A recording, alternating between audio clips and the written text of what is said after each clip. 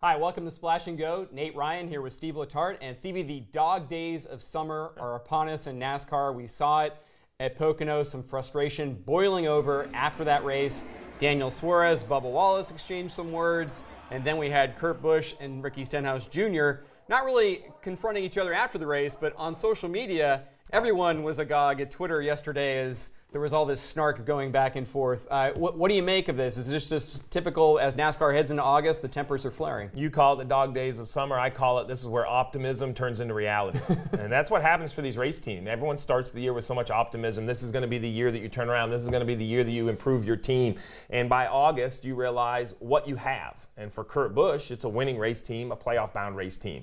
For Ricky Stenhouse Jr., it's a team that had so much hopes with the playoffs last year, so much hopes with Ryan Newman. This year doesn't look that well. I mean, he could still make it with a win. I don't think he's going to make it by points. And then the Suarez-Bubba situation, I think what's happened is this race season is unlike any other. It is an absolute dogfight in the field.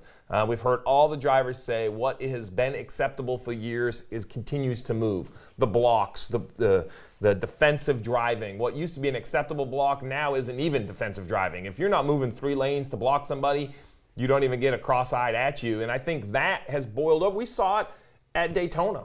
That big wreck at the front of the field with the 3 of Austin Dillon, I really believe, in the 14 of Clint Boyer, that was a buildup of that type of racing week in and week out. Remember, we used to get 4 plate races a year.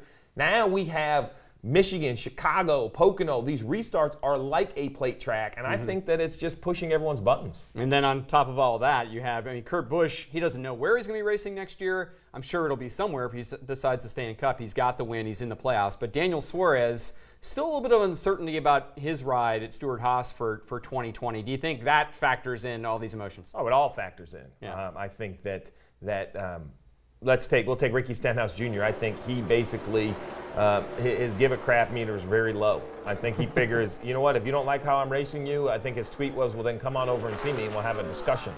I thought that was kind of a creative answer.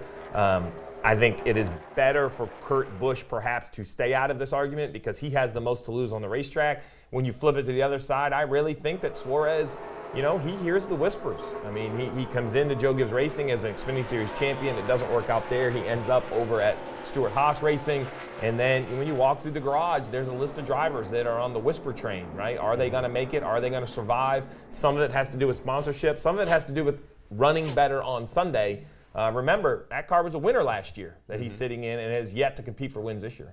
So Stenhouse also had a situation with Eric Jones the week before at New Hampshire. They put that to bed going into Pocono, but Stenhouse also said, look, I knew I was in the way and I was still angry at Jones at New Hampshire. For a driver like that, where Ricky races with no quarter, but yet he's got a car that it doesn't really have the speed at a lot of places.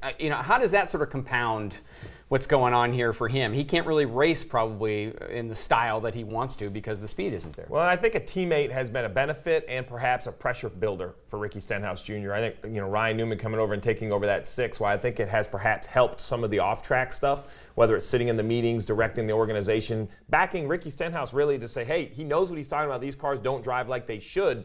That has all been a help. The issue is on Sunday, Ryan has found a way. I'm not saying he's a better driver, but he's found a way to score enough points to be in the playoff conversation. Ricky has not. So I think that is some of it, right? I know when Jimmy Johnson drove the same equipment that I had as a crew chief and he was winning every Sunday, while I was happy for Chad and Jimmy, it really was a gut punch. It was like your brother going out and beating you in basketball, right? You know the equipment they have, and if they can do more with it, you start to question your own talent. I think Ricky Stenhouse is a very confident race car driver, but he wants to be the lead guy. At Roush Fenway Racing, and I don't think he's not the lead guy in any category except points, and guess what? In the next 5 weeks, points are going to be a big conversation. Yeah, and no question at this point, it looks like Ricky Stenhouse Jr. is going to need a win to make the playoffs. You want to hear more from Ricky Stenhouse Jr.? He'll be on NASCAR America Motor Mouths Wednesday, 5 p.m. Eastern on NBCSN. Thanks for watching Splash and Go.